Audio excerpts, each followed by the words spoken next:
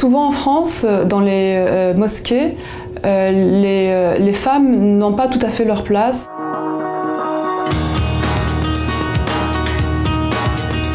Être femme imam, c'est vraiment un geste très fort pour signifier que la femme est tout à fait capable, tout autant qu'un homme.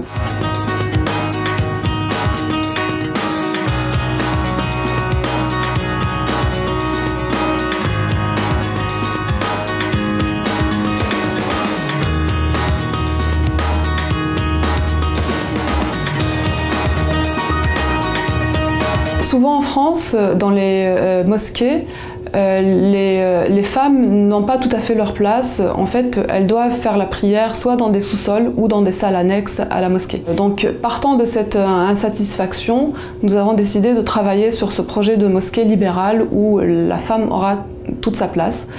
Il y a également un autre point sur lequel nous ne sommes pas satisfaits, c'est le discours religieux qui est tenu aujourd'hui dans les mosquées. C'est vrai que les lectures actuelles des textes de l'islam donnent une image misogyne et en réalité cela a une raison et une histoire.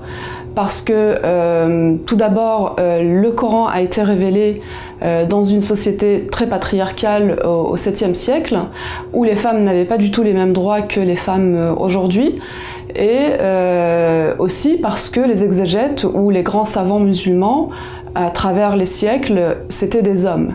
Donc nous n'avons jamais pu avoir de lecture féminine. La lecture qui s'est imposée et qui est devenue la référence de l'islam, et la lecture fondamentaliste. Et nous, ce que nous souhaitons faire, c'est proposer d'autres lectures. Ce que nous voulons faire comprendre à travers ce projet de mosquée Fatima, c'est le fait que l'islam est tout à fait compatible avec notre société d'aujourd'hui, avec les avancées que l'humanité a pu atteindre en termes de droits de l'homme, en termes d'égalité homme-femme, et aussi mettre l'accent sur le fait que l'islam est surtout une religion spirituelle et qu'il y a une longue et très ancienne tradition spirituelle qui pousse l'être humain à faire un travail sur lui-même, à être le meilleur de lui-même et aussi à être un vecteur de paix et d'amour. J'espère que cela inspirera beaucoup d'autres femmes